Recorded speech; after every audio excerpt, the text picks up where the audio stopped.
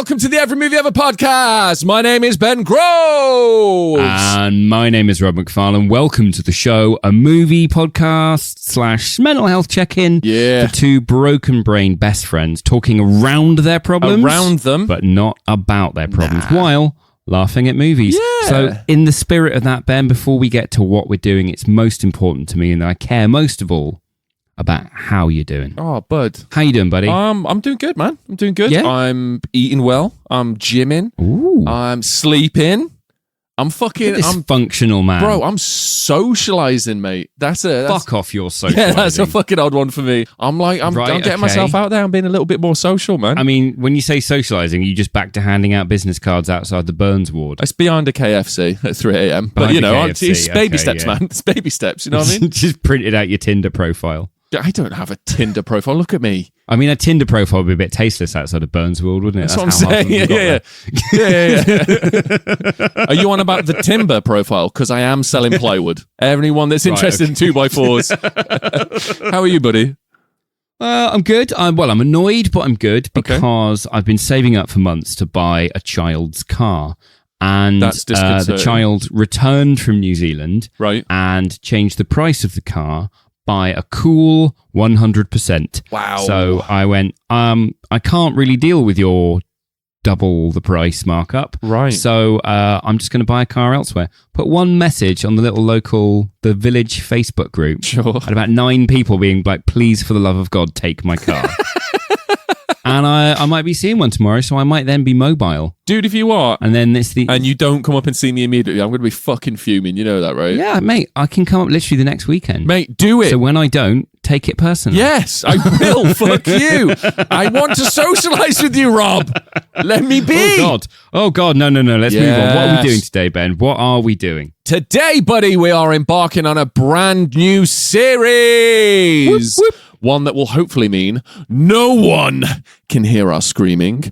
Alien 1979! Strap in for the next hour because it's gonna get gooey, slimy. Even if you are an Alien fanatic, I reckon we've got a few things you've never heard with sources. Hey, take that, Instagram commenters, you fucks. We've pulled in experts from other shows and channels. We've watched both the theatrical and the director's cut. And let me tell you, buddy, you're going to be surprised about which one is better and which one the director recommends. Such a Ridley Scott move. Yeah, guy's a lad. And yeah, we've got pages and pages of research because I don't want to give you the impression that we are insecure about covering this movie, that it's a cinematic great, and that we are two very mentally ill men who have full-time jobs who tried to do a weekly show and then just went, Alien 1979, yeah, we could just knock that out. Yeah. But it is a very busy episode. We're going to have to keep some pace. All right. We have got so much to get through. We've got how one man's fuck you attitude and crippling disability led to one of the most enduring sci-fi villains of all time. We've also got how another man's total inexperience with horror or sci-fi helped him to create the ultimate combination of both. And how the hypersexual subtext of this 1979 classic might actually be good, clean Christian fun, Ben. Yeah, buddy. And then whether this incredible, important, slimy film is actually any fun to watch. We're not insecure about this film. Just in general, cripplingly about everything in general, but this film, confident as shit, mate. Totally confident, that's why we keep saying it. So I wanted you to cast your mind back, Ben, to 1979, because it was a different time. Yeah, I remember it fondly. Sci-fi was a bit shit, mate. You had 2001 A Space Odyssey, which... You've just made me irrevocably angry, and I'm gonna keep my cool. Well, look, 2001's A Space Odyssey can't even get the fucking year of release right, because it came out in the 70s. Yeah. They couldn't even do counting. You had Star Wars A New Hope, arguably the shittest Star Wars. I mean, it's the second shittest of the original trilogy, I'll agree. Yeah, I meant ever. Oh, and, rude. and was joking. It's arguably one of the better ones. Because I was about to flip my desk, right? You had the Andromeda Project. You had stuff like that, but sci-fi was like very foreign. You know, it was stuff that happened over there. Yeah. The weirder they could make it, the less relatable they could make it, the better. Because that's what the audience wanted. You know, it was very much based in like the 50s thing of like them. Or Forbidden Planet, or The Day the Earth Stood Still, right? I have all of those behind me right now. Like, literally. So this little fucker comes out on a budget of 11 million. Ooh! Yeah, in 1979. I'm going to guess that 11 million in 1979 money is at least 1.2 billion in today's money, right? Close. Yeah. Really close, actually. Thank you. 50 mil. Oh, I was a bee's dick away. You know what I mean? You really were. You really were. I was a bee's dick away. But the good news is you're a little bit closer to what it actually made. Okay. Which was 187 million. Fucking hell. In today's money? In 1979 money. Ooh! Which is 850 mil in 1979 money. Man. So it really, it shined its shoes, you know, it pulled its socks up. Yeah. And is widely considered one of the greatest and most influential science fiction and horror films of all time. Fuck in fact, in 2002, Alien was deemed culturally, historically, or aesthetically significant by the Library of Congress and was preserved in the film registry. So we've done a couple of those. That's incredible. And in 2008, it was ranked by the American Film Institute as the 7th best film in science fiction. That's incredible. I like Alien. I think every movie comes out in a different decade, and every movie reflects that decade so fucking well. Dude, just unbelievably. We'll get into it as we get into later episodes of the series, but like it's uncanny how well these films sum up their decade. It is fucking incredible. I was exposed to this film far too young. And I mean, when you say exposed, it really does make it sound like it's someone behind a bush just opened their jacket and a face hugger jumped out. I mean, Uncle Terry's not been seen for a while, you know what I mean? Everyone says he lives abroad. Oh, deep cuts. But people, long-term listeners will remember Uncle Terry. He's a listener favorite at this point, you know what I mean? No, but he's fictional, by the way. I need to point that out for new listeners. Fictional Uncle Terry. My brother had this weird fascination with showing me highly inappropriate films for like a 7-year-old, and would just sort of like. I mean, that's a kind of sibling thing, right? I did that with my sister. I was like, you like whistling, little sister? Try Hereditary. Oh yeah, sound. That's a great recommendation, though. You know what I mean? That's good sibling. But me and my sister and my nephews and nieces, we used to have a family Friday night where we'd go to Blockbuster. Nice. And my sister would let us pick one horror film, and then we'd be able to pick, like a couple of other films as sort of like wishwashers. But we used to spend all week discussing what we were going to get and trying to fuck each other up. You know what I mean? I remember the one week that we picked Alien. Yeah. And my sister knew what it was. None of us knew what it was. And we're all sitting on the floor, cuddled around with the pretzels and whatnot. The fucking popcorn that you get from Blockbuster. That cheap shit that tasted like stale butter. Yeah, the packing peanuts. Oh, mate, it was that. They're now used by Amazon to protect vases. Yeah, the fucking healthy snacks from fucking like 1999, right? Yeah. We were sitting around with that, and my sister would periodically just throw a pillow at one of us at one of the pinnacle points, and it was the most torturous thing that exists. Because not only were we on edge for the film, we were on edge in real life. Am I going to turn to look at my sister and then just a face hugger cushion is centimeters away from my eyeball? Yeah, dude, that's exactly it. That is exactly it. Yeah. So, Kaz, if you ever listen to this, thanks, bitch. Now, listen, there are some people who haven't seen this film, and Who? Not only are we giving you a spoiler warning, we are going to actively ruin the rest of this episode for you. Oh, man. Not just this episode. Your life will be worse if you don't watch the film before this. Just putting that one out there. You're going to ruin the film for yourself, and we're going to ruin the podcast episode for you. Yeah. From this point forward, only people who've seen this film will enjoy this podcast. But fortunately, everyone has. Yeah, everyone's seen this. But if you're the fucking 3 people in the universe that haven't seen this, and I think those 3 people died on the Nostromo, just pause the film here. Go and fucking watch it immediately. Theatrical version, then director's cut, then come back to us because, like Rob says, we're not that insecure about the movie knowledge, but we are desperately insecure and want your attention to validate our existence. Please come back. Thank you. And also maybe the movie knowledge, but let's move on. The breakdown. We're going to break the film down. Here's the jingle. Yeah. We're having a breakdown. I have written this week's, Ben, but it's brief. Sure. You kick us off. Space truck! The USS Nostromo is returning to Earth across the cold expanse of space, its crew all cuddled up and cozy in hypersleep. The autopilot picks up a distress signal and redirects the spacecraft, waking up the crew to enact a rescue on the planet LV-246. They grumble about shite pay, shite regulations, and missing home before suiting up and heading out for a wander in the British weather of LV-246. That is painfully accurate. It's June and people are still wearing fucking coats. Do you know what I mean? What is happening? Finding a derelict alien craft on the surface is the source of the distress signal. They pop in for a mooch. like a gander, a stroll, an amble, a saunter, and discover... A geezer. Yeah, there you go. Discover the interior decorator has set the vibe to full sexy. Oh. Organic bone architecture of deeks and vaginas everywhere.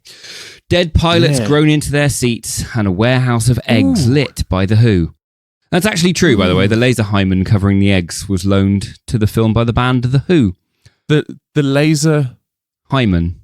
The laser hymen. Yeah, the sheet of laser. Who's laser hymen? Yes. I violently hate that phrasing. I'm really glad because I genuinely wrote it specifically for you to hate. That's made my arms go a little bit T-Rex. The laser hymen. Dirty bastard. Probably the only time The Who contributed anything worthwhile to culture. Oh, fuck you. Keith Moon is a fucking hero. We're going to fight after this. We need to do the episode, but fuck you. We're going to fight. Remind me of this later because I'm angry, but I'm also very happy. Let's carry on. Crewmate Kane finds out what killed the cat when he pokes around too much, getting mouth raped by a face-hugging alien, putting him to sleep, and implanting an egg into his fucking chest cavity. Unaware of his new reproductive status, the crew rush him back to the Nostromo and try to sort him out. Ellen Ripley fights the captain about whether this should happen, but no one fucking listens, and Science Officer Ash overrides her, letting Patient Zero onto the fucking boat. See, I think we could have like a shit Avengers that we should start on the podcast. Currently, there are 2 members. Sure. Kane from Alien 1979 and that monkey from Contact. By which I mean Outbreak, but I always get the names of those 2 films confused, so it's the monkey from Contact. No, that was very confusing. Yeah, I was like, I don't know if this is a race thing or... No, Jesus. Aboard the Nostromo, the crew are understandably worried about Kane and his new fashion choices. Discovering that the facehugger has acidic blood capable of eating through multiple floors of the ship, and a fondness for non-consensual choking, even rivaling that guy that you now avoid at work. Oh... No, that took a sharp left turn, man. Their worry might be misplaced, though. A day or 2 later, Kane is up and about at breakfast, having a laugh and a giggle, and smashing down bowls of space loops. Right before a baby alien smashes his sternum out like the Kool-Aid jug man. We need to do a social clip of just the alien coming out going, "Oh yeah," or doing one where it's sort of like just the Nostromo is silent. And someone takes a sip and is like, "Is this Kool-Aid?" And everyone's like, "No." And he bursts through the wall, goes, "Oh yeah," and everything just gets sucked out to space. Yeah, I mean, I feel like mine, we can use the footage from the film and just change the sound effect. Yours might require a VFX department and... Oh yeah, I've got actors in mind already. Great. I've got actors in mind already. Great. All right. I mean, the alien clearly didn't like space loops. So. What follows is an absolute gem of a movie as a crew of overworked space truckers are killed off one by one by a creature that gives 0 fucks. This film could have been called Honey Badger in Space, with how little of a fuck this creature gives. Ash, the science officer, is outed as not only a corporate shill following company orders to bring the creature back to Earth for research, but a robot made of milk. Fuck you, you've seen this film, you remember, and if you haven't, we did warn you, so fuck you! Go drink the sweet robot milk of confusion! With most of the crew now dead, Ripley now sets the Nostromo to self-destruct and escapes in a shuttle. She discovers the alien has snuck its way on board and is now watching her undress from a nearby vent, like some sort of Louis C.K. alien.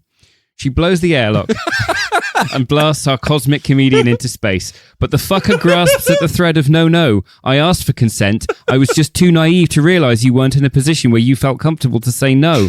Like that makes masturbating at women you work with acceptable. It doesn't, Louis C.K. alien. Now eat the engine burn of comedy progressing without you. I have gotten hideously sidetracked in this. To recap, space truckers... To recap, I can't do it. To recap, space truckers meet space fuckers and take a shot in the mouth with science. Badass woman saves the day in her undies. So Ben, how do you feel that we're covering a film this important in our trademark style? I don't know. I don't know what's happening. We took so long planning this fucking thing, and you were like, "Don't read the breakdown." I didn't read the fucking breakdown. Wish I would have read the breakdown, if I'm honest with you, buddy. That's all I'm saying. I don't really know what the fuck is going on. But I'm going to dive into this one. You ready? Not only is Alien fucking like culturally important because it essentially changed cinema. Yeah. It not only changed cinema, it changed horror, it changed sci-fi, it changed Sigourney Weaver, it changed robot milk. You know what I mean? Like, it's just, all of it's now accessible to the masses. I feel like a lot of people talk about it without talking about it because everything that can be said about Alien pretty much has been said. Yeah. And what you've cleverly done is you've gone, how did it come to be? How is this fucking important how is this important piece of art? How does it exist in our society today? What does that mean for society today? And I fucking love you for it because it's challenged me in every way. Mainly reading, but also... Yeah, we've done a lot of reading this week. It fucking blows. Like, I love reading, but fuck me, man. This was, like, dense. So, I did a lot of reading about Dan O'Bannon, right? Dan O'Bannon is a name that all of you should know, and I'm sure a lot of our listeners do, but there are some that don't. And so bear with us while we share the good word about Dan O'Bannon. Those of you with your chin stroking going, I know about Dan O'Bannon. Dan O'Bannon, he wrote Dark Star, right? He wrote Alien. Yeah. He wrote Total Recall. He wrote Return of the Living Dead. He directed Return of the Living Dead. Such a good film. The Cemetery? Formative years, buddy. Formative years. I'm going to list some names for you, Ben. Ron Howard, Brian Grazer, George Lucas, Bob Gale, Robert Zemeckis, Will Ferrell, and Ray Harryhausen. Where did they all go to college, Ben? America. Yes! The USC Cinematic Arts program. Fucking nailed it, mate. One course, and it's produced all of those people and Dan O'Bannon. While Dan O'Bannon was there studying cinematic arts, he met John Carpenter, and they made Dark Star as a student project. Get in the fucking It was a 45-minute film. Dan O'Bannon wrote it. He starred in it, Sergeant Pinback. He did a lot of the effects, and then Sergeant Pinback's Dan O'Bannon. Yes. Fucking mint. Wrote right? right. Yeah, that's fucking nutty. Okay. And they were like, okay, we could maybe make something out of this. The university was like, nah, you made it while you're at uni, so it's ours. Dan O'Bannon broke in the middle of the night, stole the footage, shopped it round, got a budget, started making a feature film with it, and was very much co-directing with Carpenter. And when the film came out, Carpenter was like, fuck you, the film's mine. I directed it. Stop telling people you directed it. You gave me every note going, but I'm not sharing director credit with you. And they had a massive falling out, which wasn't a problem because Hodorowski called and went, do you want to make Joan with me? Wow. Wow. Now, well, that's a fucking, do you know what I mean? That's the silver lining right there. Yeah, it might have been a little bit fucked over, but also Dune. You know what I mean? Unfortunately, that film famously never came out. It was a massive sink of money, huge amounts of concept art. But while he was there, he met a guy, an artist called Mobius, who'd go on to design on this film. And he met H.R. Giger. And he met Ron Shusett.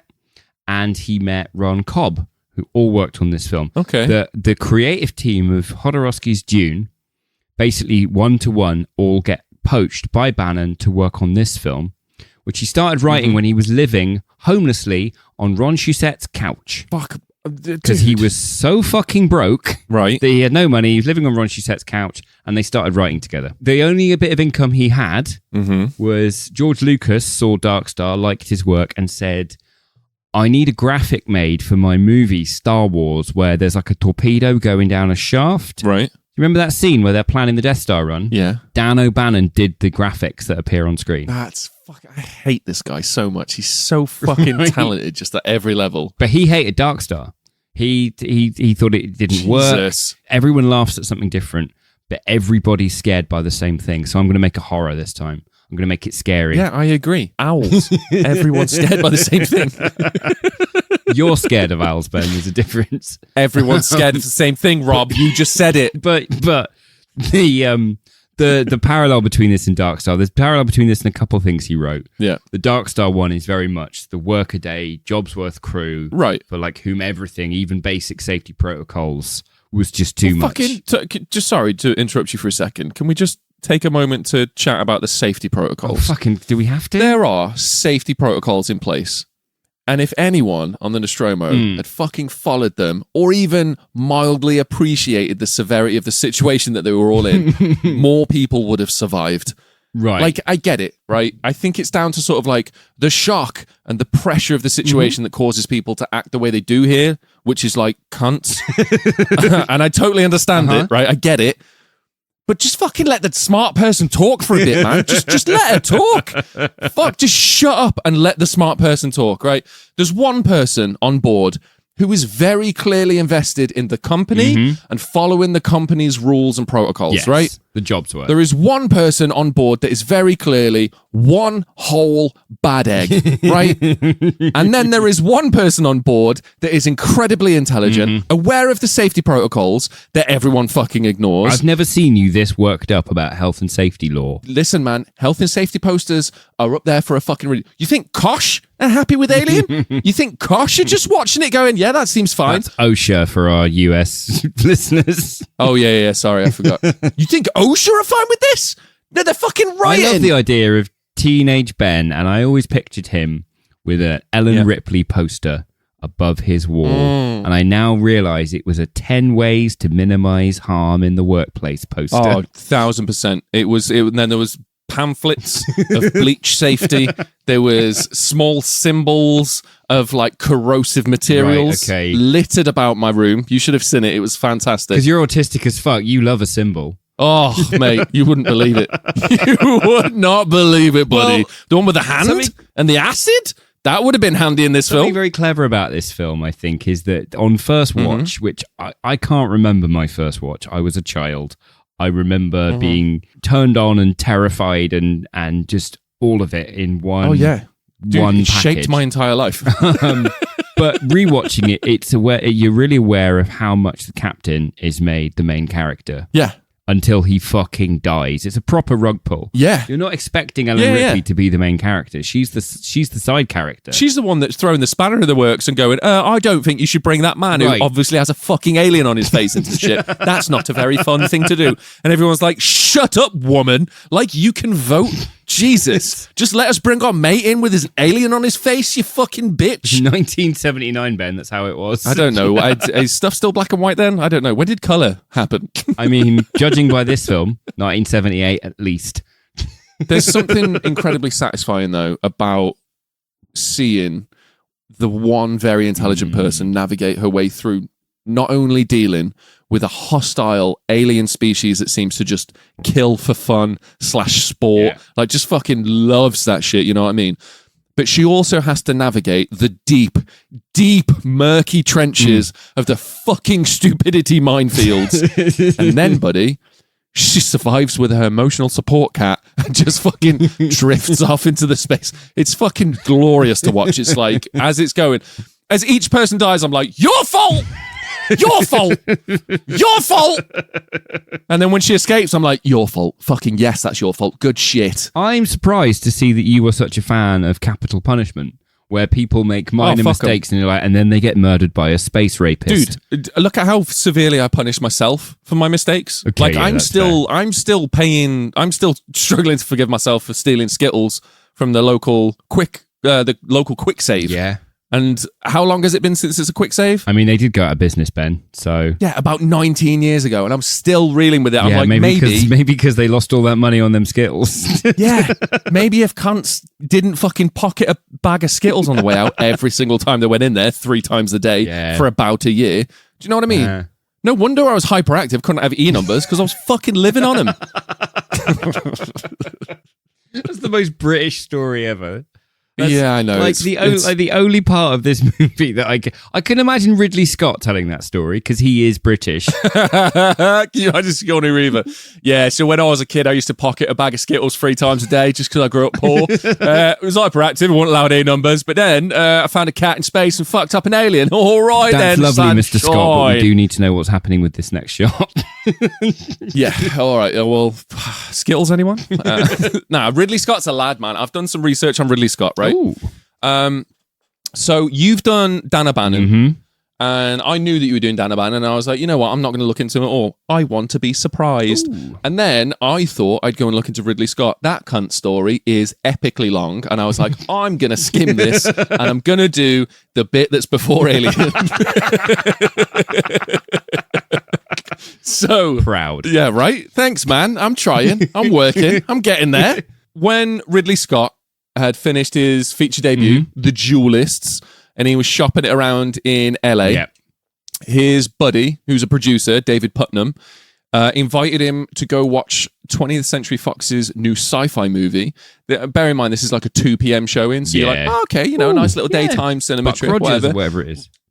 Exactly. Ridley Scott came out of that screening having heard about it. Obviously, it was filmed a lot in London. Star Wars was filmed a lot in London. Right, the movie was Star Wars. Probably should have. Yeah, okay. Probably should have said that, right? I'm skipping ahead. Fuck you. This is my research. Welcome to my world. Star Wars was filmed in London, so Ridley had heard a lot about it and was like, fuck it, I should probably go and see what it was all about. You know what this means? And he said that he has never seen audience participation like what happened in that theatre. Because this is before The Room came out, so or the Rocky Horror. This is before so, like, The Room. This is before any of that, right? So this is the OG. Nice. People jumping up and down in their seats, losing their fucking minds, screaming at the screen, right? Yeah. He says he's never seen anything like it. After having a good time in France with the Duelists, Ridley Scott was thinking about doing Tristan. I'm going to struggle on the second name. I'm going to butcher this. Isolde. Oh, thank you. He was thinking of doing Tristan and Isolde. Yeah, good. You passed that test. Well done, buddy. He was thinking of doing Tristan and Isolde for his next film. And now, after the Star Wars screaming, he immediately changed his mind. A direct quote is, "Why am I even considering doing Tristan and Isolde when this guy's doing this kind of movie?" I mean, he's got a fair point. Why would anyone consider this? Germanic exactly. folklore, lovely. Well, I had a great shot with the Duelist, some fencing cunts in France. Let's just work our way across Europe here. The Star Wars stopped Ridley in his tracks. Yeah. He was massively depressed for 3 months, but then he got incredibly competitive. But he did say that when he gets depressed after watching a movie, it's the biggest form of flattery because he's like, I need to do better. That's breaking me a little bit here. The Duelists went on to win Best New Work at Cannes Festival, a few months after this screaming. Clap, clap, tiny scarf moment. Let's go. Fucking Nolan's penis is just pricked up somewhere. He's like, who's talking about Cannes? It's Khan, actually, Ben. Oh, sorry, Khan. My bad. Oh. The Duelists struggled to pick up a distributor, so barely had an opening. But then out of the blue came a script for Alien. And Ridley Scott is still baffled at how someone sees the Duelists at Cannes and thinks, yep, this is the guy for Alien. I can tell you how. Do you want to know how? Kinda. So this was nearly a Roger Corman movie. Roger Corman was a big fuck you. No, guy, fuck you. Right? Fuck you. No, this is after. Fuck you. No, because Fine, Rob! I'll cut my research short and you can give us the fucking bit at the end, all right? No, you go. I'm going to do it, but you need to come back with this point because it's my last point, but you can take it because I love you. Look at that face. Fucking gorgeous. Star Wars being such a fucking huge success, 20th Century Fox were desperate to get more shit out. Outer Space Adventures, they were greenlit as fast as possible. They were like, we need to get a fucking film out right now. Let's go. I keep calling him Ripley. Ridley.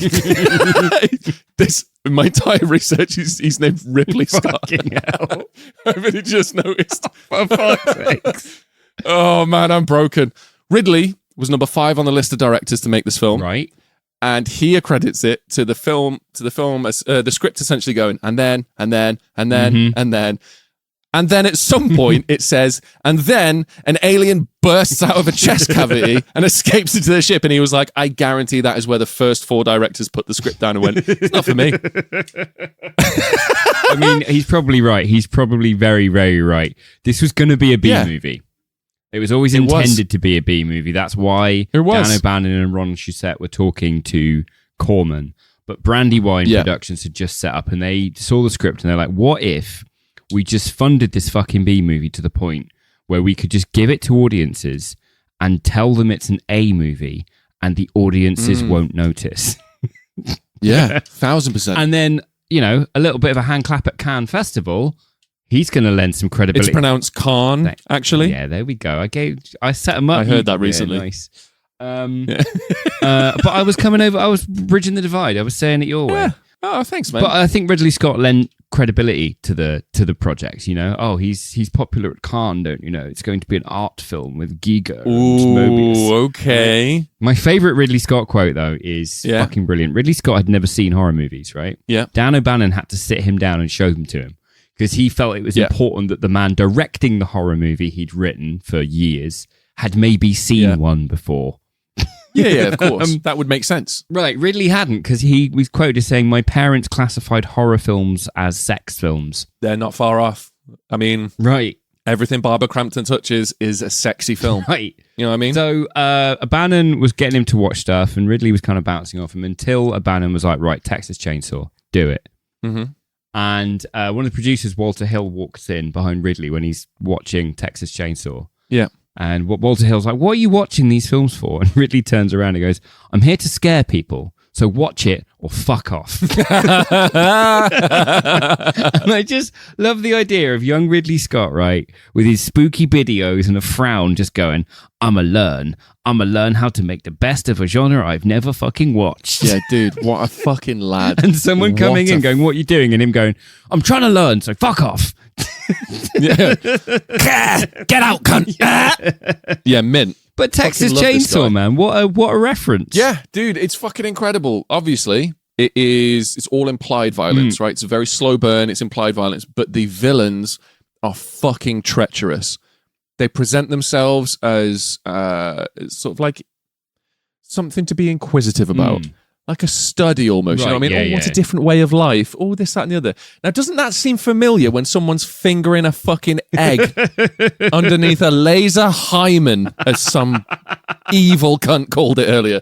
Isn't that reminiscent of that? You know what I mean? We'll have to get an illustrator to illustrate Louis C. Kalian. Yeah. Right? And it's just the xenomorph with a mic and a mic stand, and it just says, Louis C. Kalian, fingering an egg underneath a laser hymen. Ooh, I'm going to go one better. Right. I'm going to make 2 t-shirts. I'm actually going to make these ones, right? I'm going to do 10 of each.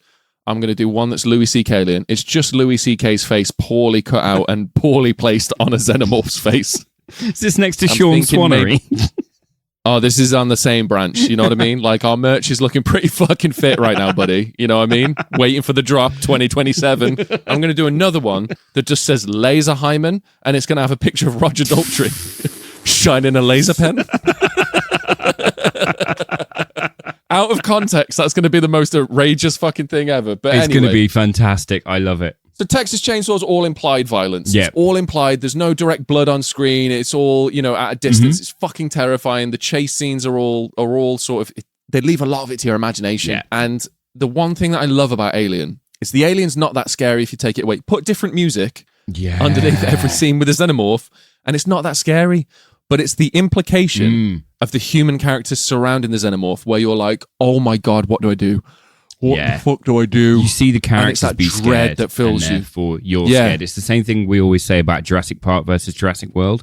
In Jurassic Park, 1000%. the characters on screen are shitting themselves. Yes. And in Jurassic World, they're skipping about doing magic hand. Oh, yeah. In front of the velociraptors. And you're like, well, you're not scared, so why am I? In this film, everyone's knickers are wet for the wrong reasons. Yeah. All the right reasons. For the wrong reasons. Everyone's knickers are wet. It depends on where you stay. But the thing is, right, Ridley Scott took inspiration from Star Wars. Yeah. Now, Star Wars is the romantic version of space. It's what people like to imagine. A it's big, fantastical. cultured expanse. It's very fantastical. There's like Wild West frontiers with bars and criminals and smugglers and stuff like this. Look how different this is to your everyday. And then he took inspiration from 2001: A Space Odyssey, and that is the reality of space. The mundanity. The mundane, the fucking stretching endlessness that is space, right? So he had this thing where he could sort of play around and invent. And what he made is he had a story, instead of revolving around space or revolving around a thick plot, he had a story revolving around a monster. Yeah. And he wanted to make a completely relatable, yet horrific version of space. So it's the space that you've seen it before, but through this lens, you can be like, oh, I know truckers. Yeah, I know truckers. I know driving down a motorway. That's fucking boring. Complaints. There's nothing to look at. Exactly. I'm on a shit wage too. Me and my buddy wish we had more fucking pay at the end of the month. But then also, there is a hulking monster just off screen that you're never quite sure is there or not. And it's the worst fucking thing that exists, but the best fucking way to make a horror. Yeah, it's incredible. The best way. It's so All right, good. I've got another question for you. Oh, okay. So, in the past, we've discussed at length trying to find the wettest film. Yeah, so it started with Frankenstein, the Kenneth Branagh version of Frankenstein, because there's a lot of goop It's a in very that. wet film. And then I think so we much ended up goop. with Dunkirk being the wettest film, right? It's very ocean-based. There's a lot of wet. Yeah. There's a lot of wet. There's not so much goop. No. There's a bit of goop, Yeah. but not a lot of goop. It's mainly wet.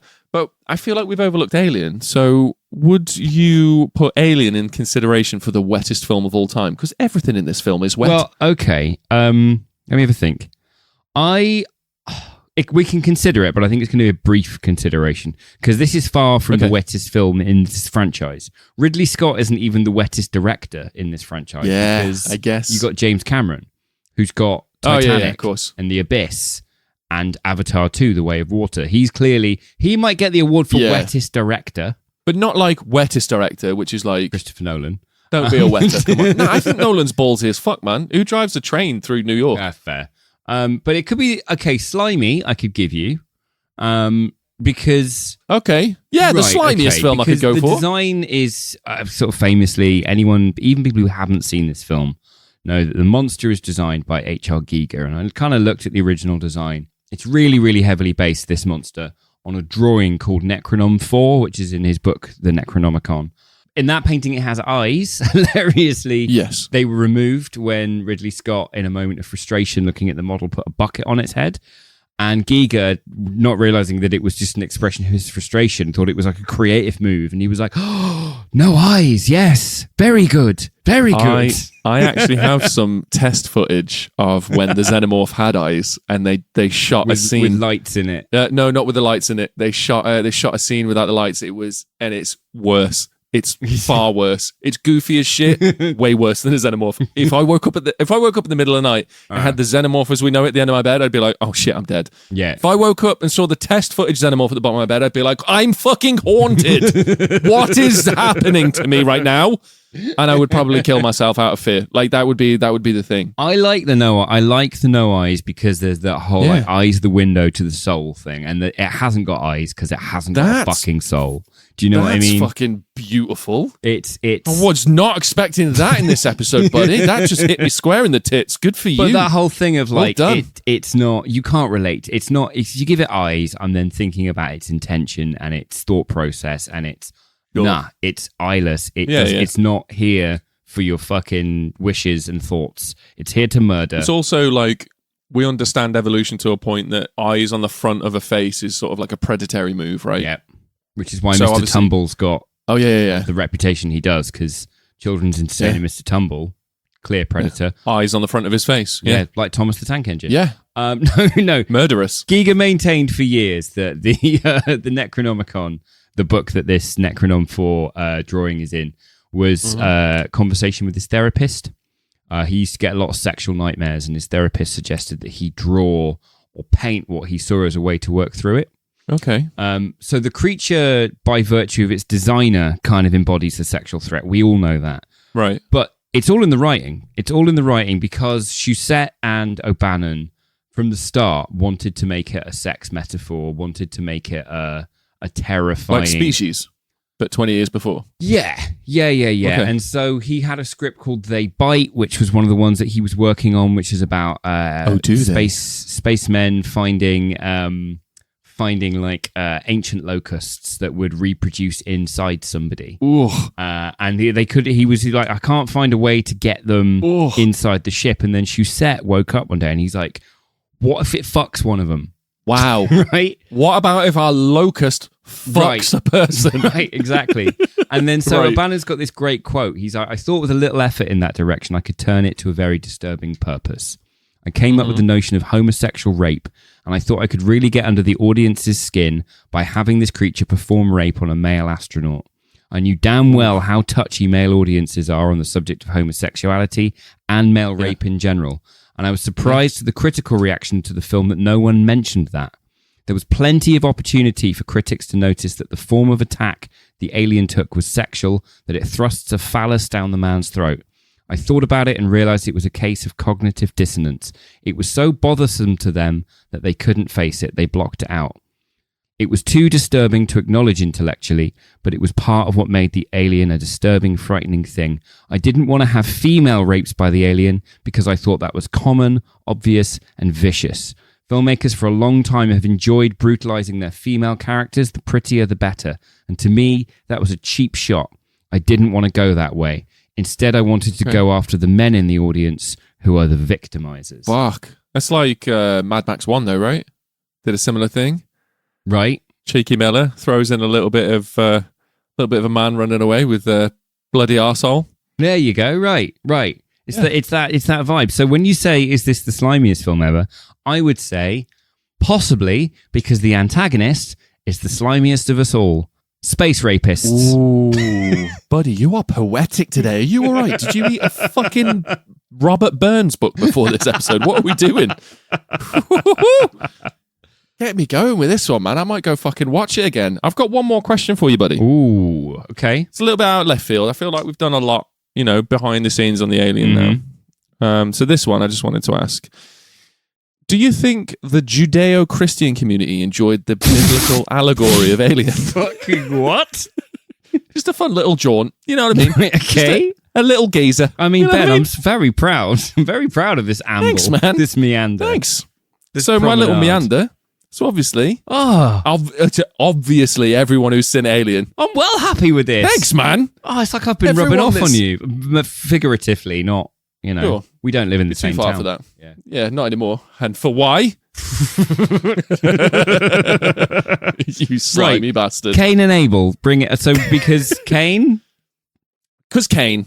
So everyone knows the story of Cain and Abel, right? Right. And everyone who's seen Alien has been sort of like, they know who Cain is. For those of you who don't know who Cain and Abel are, they're the biblical brothers, and Cain kills Abel, and God punishes him for it. Yeah, he punishes his bloodline. His bloodline suffer. So obviously he dies and then his bloodline carries on, but they also suffer, right? So in Alien, Cain is the one that gets impregnated with the facehugger, right? By the facehugger. And Cain births his son, which is the fucking chest bursting scene. The alien pops out of his chest. He's birthed his son. So he's died, right? Yeah. Now, we don't know for what sins in this film. But he's died, and now his son is carrying on, and his bloodline is now tortured. Right. Because Yes. even Ash refers to the xenomorph as Cain's son, as if it is like a well-known little cheeky. Oh, I hadn't well-known clocked that little cheeky bit. jibe. No, I mean, so my question to you is, Nice. what do you think Cain's sin was? Do you think he killed his brother Abel, or I don't know, maybe disabled his brother? Did he disable Abel? his brother? Okay, right, yeah. See, I thought the biblical thing you were going to bring up, that this is a very pro-choice film. No, Right. it's 2024, man. You know what I mean? It's why is this even still a discussion? Well, I wrote a load of jokes on the subject because abortion jokes never get old. Yeah. Oh my days, that's a fucking edit right Are we there. isn't deciding it? not to keep them? That's an edit. Are we Oh deciding- fuck! Get out.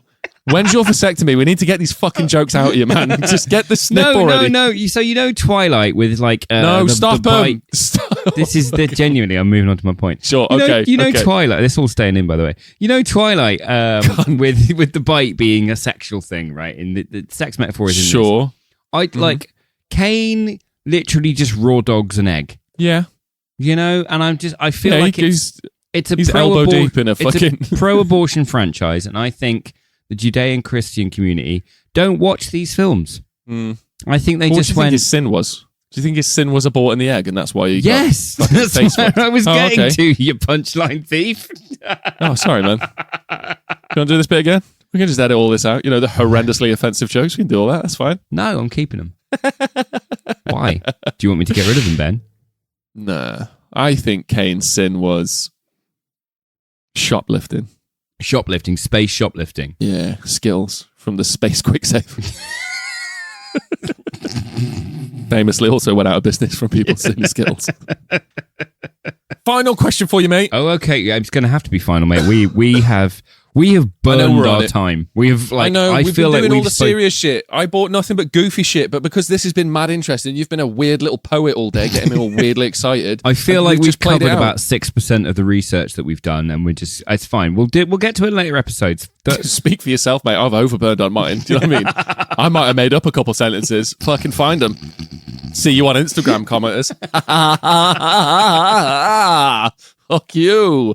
My final question, mate. Yeah. I know that this is an important film. I know it redefines both sci-fi and horror, and I know that it is a huge cult classic. Yes. But did you enjoy watching it? Did you enjoy the experience? I very much did, with one notable exception, which is that the effects look just as gorgeous as the day I first saw them.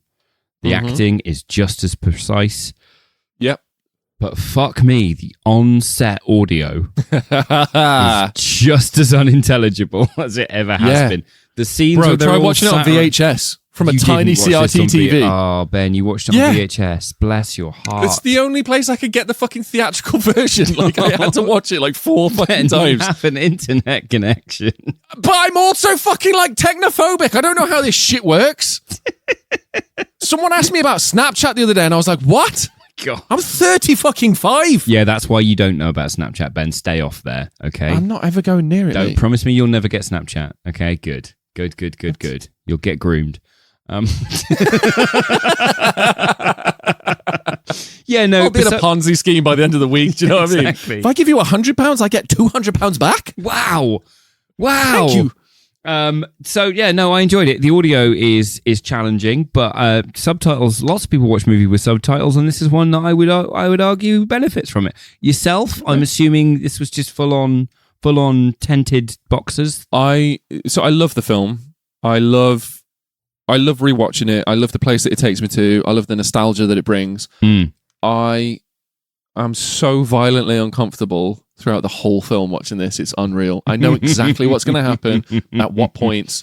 But the two versions of this film, mate. So the theatrical release, I like a little less because it's more punishing. It punishes the audience a lot more, right? So the pace is slower, but it's more deliberate and it's very intent. Yeah. The director's cut, it's a little bit choppier. It's a little bit speedier. Yeah. You know, you get through it a little bit quicker. There's also a few extra scenes, like the cocooning scene, which makes sense. If you haven't seen either of the releases, go fucking watch them now. Why are you still listening, cunt? Go fucking listen. If you've not seen it, this isn't for you. Leave. Go fucking listen. Leave. No, don't listen. Go watch and then come listen. Yeah. That order. Yeah, there we go. There we go. So the director's cut is great. It's faster. It's not as punishing. It's more enjoyable watch. It's an enjoyable experience. Yes. And if you ask Ridley Scott which one you should watch or which one he prefers, bear in mind it's his director's cut. Yeah. He says the theatrical cut. What a cock. What Absolute a cock. lad. He's made a film and he's like, yeah, it's fine. I'll do my cut now. Yeah, it's better, but watch the theatrical one. Right, Because it okay. punishes you more. It's slower, more full of dread. Okay. Enjoy it. I mean, I'm hoping he does a director's cut of Napoleon that's not 4 hours long and shit, but I think he'd have to reshoot about 2 hours worth of it. I haven't seen Napoleon. And have the entire 2 hours. Mate, don't bother. Yeah, I've heard this from people that don't even watch films. Do you know what I mean? And I'm like, oh, okay. Okay. Now, we got a special guest this week. We do? We reached out to somebody that we respect an awful lot, Alien the 8th Passenger on Instagram. Okay. Go find them. Instagram.com/Alien the number 8th Passenger. Their content is insane and they know way more about this franchise. This is the guy that you sent me. I fucking love this guy. Yeah. Hold on. Incredible stuff. He's in. He's doing stuff for this He's episode. part of our Ask the Expert segment. Okay, when you say that we reached out to someone, I've got no fucking clue on this one. All right? Says a lot. And yeah, I was too busy reading about Ridley fucking Scott all week, bud. overburn the research though. Oh yeah, I wrote down like 9 sentences, like, but I read a lot. But we asked them to just we said, look, we'll give you a minute or two of our show. Just give us your thoughts, and this is what they sent in. Wacko. I wasn't asking you, Carducci. I was asking the expert. Hi, friends from Every Movie Ever. Alien the 8th Passenger here. Thank you so much for having me in your show, especially to talk about my love for the Alien saga. Well, it all started in 1979 when a little-known director Ridley Scott was commissioned to work on a somewhat abandoned sci-fi project that got a revival thanks to the massive success of Star Wars. But what no one knew was that this film would redefine the genre of science fiction and horror forever. Due to Scott's vision, Alien became a source of inspiration for many directors. It excelled in all aspects, from its claustrophobic atmosphere and an original story by Dan O'Bannon, to captivating performances, incredible design and practical effects by the one and only H.R. Giger. He also introduced the xenomorph, one of the most iconic creatures in cinema, which continues to inspire new generations of artists to this day. And let's not forget Ellen Ripley, brilliantly performed by Sigourney Weaver, who became the most important female action role model of all time. What I love most about this movie is probably its tone. I mean, there are many sci-fi and horror movies, but the tension this one creates is unmatched. The music, the direction, and the performances come together masterfully to give us a unique experience that has never been replicated. Because you know what they say, guys. In space, no one can hear you scream. Thank you so fucking much for that, buddy. So go check them out. They are absolutely incredible. Alien the Eighth Passenger on Instagram. We've been following them forever now, and we love them. We love them. We fucking love them. do. And we'll probably hear from them again later in the series if I can reach out to them. Convince them. If we can reach out to them, you know what I mean? Right, yeah. As we famously do. Yeah, as we famously do. Let's rate the movie, but before we do, I want to see, we've got a couple things we need in Comment Corner, and then I want to see what kind of xenomorph you are, because I've got a quiz that says, what kind of xenomorph are you? Yes, buddy. If I don't get Queen, I'm going to be fuming. I mean, pretty sure you're going to get Screaming Queen. We got a fantastic email. Those of you who listen regularly will remember that we got an email from a listener a couple episodes ago about them going through a similar thing that we're going through, you know, career collapse, mental collapse, whatever it is, struggle. Was it Joe? They were Joe. And Joe was gonna start. We love Joe. We were like, Joe, start a podcast. Yeah. We got a great message. Shut the door. Hi, Ben and Rob. Thank you for reading my last email on the podcast. It totally derailed my walk around Tesco in Ashby, but that's not a bad thing. Okay. Sorry, mate. You're right. I should check before I read these out. I told you, man. Yeah. Well, didn't do that this time either. I'm doing it. I'm starting the podcast. Now, this is the bit everyone needs to listen to. Champions of Cinema will soon be coming in your ear holes. Joe's doing it. He's doing it. Champions of Cinema. Hell yeah. Fuck yeah, buddy. Get in touch. Get on the fucking show, man. So you heard about it here first. We are going to give Joe everything we can in terms of support. Yeah. Like what programs to use, that kind of stuff. And we'll get it going. So we will start supporting that now. Yeah. And yeah, happy days. Fucking awesome, man. Joe, super fucking happy that you're starting it up, bud. Incredibly proud of you. Huge first step. Love you immensely. Get in touch. Come on the fucking show. The last order of business is Comment Corner, the section that we are in now. Mm-hmm. It needs a jingle. It needs something to just announce it so we know, right? It needs a fucking jingle, man. If you can send us to our email, everyeverpodcastuk@gmail.com, or on our Discord, or on our socials, just a 3 or 4 second long clip of you insulting us. I want to make a stack of all the voices of our listeners, and I'll just a big burst of all of you just saying what's on your mind for 3 or 4 seconds. Because they'll be stacked, you won't be able to pick out an individual voice. There's safety in numbers. The zebras taught us that. And, 1,000%, buddy. And there's no limits on this one either. No limits here. You want to call us cunts? Fucking scream it from the rooftops, buddy. That shit just turns me on. Let's go. You know what I mean? Do you want to play a game?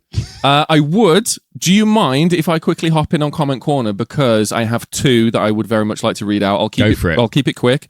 So our very dear friends over at Control-Alt-Critique, they have recently just dropped an episode on Alien also. Have they? It's a very fun episode, yeah? What? They released it 3 days before us, so technically we're copying them. Thanks! Absolute bastards. It's fantastic, though. It's so annoyingly good. I listened to it and I was like, fucking hell, this is a great episode. Oh. But what I've done is I reached out to them. Just let me know. I'd have listened to it and just stolen all their research. I reached out to them and I was like, can each of you send me just sort of like just a one-line summation of Alien 1979. Yeah. And Amber, one of the co-hosts from Control Alt Critique, got back to me immediately and was like, yes, I'd fucking love to. This is incredible. Okay, here it is. And she sent me the sentence: Alien serves up a haunting feast of cosmic terror that sparked my love of cinema. Lovely. Awesome. Incredible to hear. Great to know. Now, Adam Smart sent me a message saying, sleepy idiot man gets 2 inches away from a clearly evil meat egg. Everyone ignores health and safety procedures. Death. Which is fantastic. Yeah, it's fucking awesome. Thank you, buddy. That's pretty good, yeah. And then Andy Bailey, third co-host, hasn't sent me anything. So thanks, buddy. I love you too. I see that man at the gym at least 3 times a week, right? Sometimes you just say it best when you say nothing at all. Oh, you know? That's heartbreaking, but thanks. I meant him, not you. Oh. Because he didn't put anything in. Perspectives. Oh my God. Right? I see now. Jesus. And that's it for Comment Corner. If you want to be on next week's Comment Corner, reach out, Discord, email, fucking Instagram, post. I don't know. Send us some shit. Yeah. You said about a game. Do you want to know what kind of xenomorph you are? I would fucking love to, buddy. Right, okay. Nothing else in my life matters more than this right now. Right, okay. It's a multiple choice quiz. There's not many questions. Oh, do it. Let's go. If you were in a kingdom, what would you be? One of the townspeople, one of the guards, the scribe, the king, the second in command, or the queen? Queen. Wow, okay. Sign me up. Right, okay. I've got a goal in mind and I'm going to fucking answer me to get me there. Right, Let's go. okay, Queen. Yeah. What personality fits you best? Loyal, revengeful, excellent swimmer, smart, sneaky, strong. Excellent swimmer is not a personality. Excellent swimmer. That's a great personality trait. I'd say loyal. Loyal, okay. Yeah, I think I'm loyal to a fault at sometimes. Nice. If you could have an ability, what would it be? Intelligence or being smart? Being a great swimmer? Being popular? Being strong? Being sneaky? Or to get revenge on anyone that hurt you in a way? This is the same question as the last I one. think it's the same question. Yeah, because I don't think being a good swimmer is a good ability, right? Because I feel like I've got at least 5 Frosty swimming badges somewhere. You know what I mean? It's not a special ability, really. That's just a basic skill set. What were the options? What was the first one? I mean, it doesn't. It's not relevant to you. The first one. Just do the first one. Intelligence, being smart. You've asked what the answers are 3 times. Yeah, that one. Right. Be a great swimmer. Could you be popular? Could you be strong? Could you be sneaky? Could you get revenge? No, the intelligence one. Do that one. Okay. That would be my special ability. Aspirational. What would you like to do the most? Right? Just being lazy, looking outside the window, thinking about every horrible moment in your past, sneak up on everyone, working out, or watch TV, movies, and play video games. Oh, yeah, obviously the last one. What the fuck? Yeah. I was that, but between that one and thinking about every horrible moment in your past, you kind of do both. That's like simultaneous. But also, if you would have said swim a lot, I would have flipped my fucking desk. Like, I swear to God. What was your favourite subject in school? PE, maths, if swimming is an answer, I'm class, actually going to fucking science, flip my desk, mate. Social studies, or language arts. Say them again. PE, maths, music class, science, social studies, or languages. Music. There we go. Yeah. I'm having to check them beforehand to make sure there's no swimming based. Last one. What do you like to do while at school? Be talkative, boss everyone around, be bored and fall asleep, pick on everyone, get into fights, or sneak up on someone and give them a heart attack. God, that's so creepy. That's the creepiest answer. Whoever's picked sneaky for every single one of these, right? Check their fucking basement. You know what I mean? This might be like an FBI sting. Whoever picks sneaky on all of them, they're like, knock, knock. Hello. Did you just take a quiz? What were they? You need me to listen again, don't you, Ben? What was the fucking, was there a class clown one? I was just dicking about. What's dicking about? Be talkative, boss everyone around, be bored and fall asleep, pick on everyone, get into fights, or sneak up on someone and give them a heart attack. Talkative, I guess. I just used to get stoned a lot in school. Yeah. Chat shit to people instead of doing anything. You ready for your result? Yeah. Okay. It takes a while to load. You are... Go. Autistic. Yes, buddy! The autistic xenomorph, you know what I mean? No. I'll hunt you down, but my DVDs are in order. You got warrior. You You are oh no. You are strong and a great swimmer. Why are you swimming a thing? I didn't pick that once! The warrior is one of the primary assault organisms of the species. It is fast, tough, and a savage combatant. Even in death, the warrior is dangerous, bursting apart when killed and drenching nearby enemies in acid. These types of warriors are created by infecting humans, also known to be excellent swimmers. Why the fuck is swimming a thing? I did not pick. Did you put a swimming answer in there? No. Why the fuck is swimming a thing? I'm furious. How do you get Queen? Send me the link. I'm gonna go through every answer until I get Queen, because that's fucking mad annoying. Warrior? I'm built like a Dutch schoolboy. Warrior? All right, let me quickly blast through mine. I would be... Come on. Right, I'd be the scribe. What The fuck's a personality scribe? fits me best? Someone who writes shit down. Ew. I would be revengeful. If I could have an ability, what would it be? It would be Swimming. No, If you don't pick swimming, I'm going to fucking slap you. All right, swimmer. Yeah, great. I'm going for swimmer. Yeah, get those Frosties badges, buddy. What do I like to do the most? Think about every horrible moment in my past. Swim's not on there. Oh, fuck you. What's my favourite subject in school? Swimming. Language. There wasn't swimming. Ew. What do I like to do at school? Be bored and fall asleep. Swim. I got warrior. I'm strong and a great swimmer. Fuck this quiz, man. Fuck this quiz. There were different answers. You picked swimming. I did, yeah. This quiz is shit. Did I win? I don't know what. Is this a win? Is this a game? I don't feel like this is a game. You're a warrior, Ben. You're a warrior. I'll fight through. All right. I'll fight through. Just before we rate the film, Ben, how you doing, bud? We've got to the end of the episode. We've got one more thing to do to let the people know what we think of this film. Shock. Okay. Horror. I wonder what we'll put. How are you doing? After that quiz, it's dropped 2 fucking points. Hate this franchise. I'm doing all right, man. I'm doing all right. It's been a long couple months, if I'm being honest with you. It's been up and down, sort of weird panic attacks, learning how to fucking live my life again. Yeah. The heart thing, genuinely, I was like, it's am. either panic attacks or it's like arrhythmia and he's going to die. Yeah, so the heart thing's calming down a bit now, which is nice. But then I think it's a lung thing, not a heart thing. I don't know what it is, but it feels like my chest is a bit in a vice, but not all the way. 2 of those, though, so that's what I mean. It's half the bother now, so who gives a fuck? You know what I mean? Nice. One shits the bed, I got another. Who gives a fuck? It's like kidneys. You know what I mean? Get over it. Just grow up.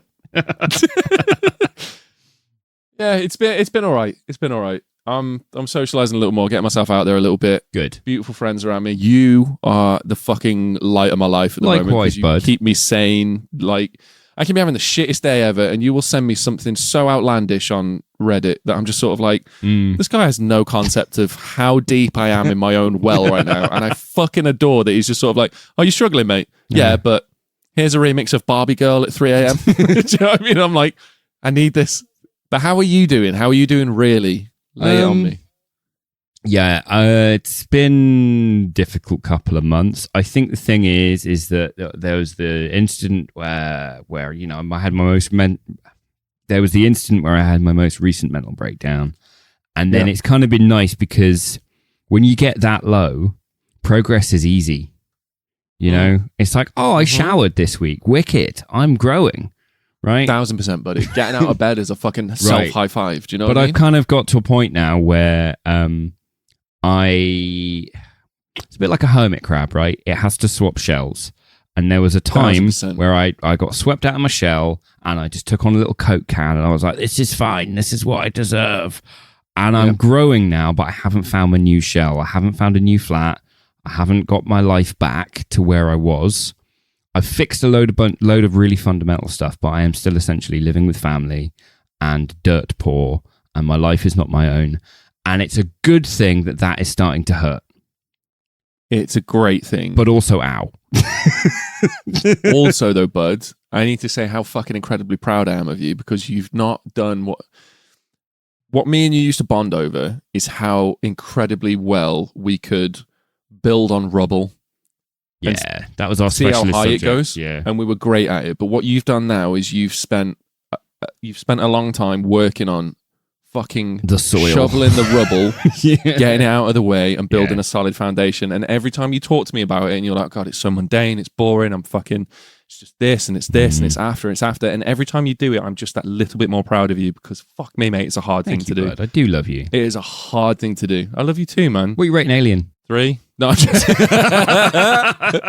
fat 10. Obviously, it's a fat 10. Fat 10. It's the fattest 10. Fat 10. Yeah. That is all Easy. the time we have for this week. But thank you so much for joining us. It means the world to us. We sincerely mean that. We love and appreciate each and every one of you so fucking much. You have no idea how much it makes our week.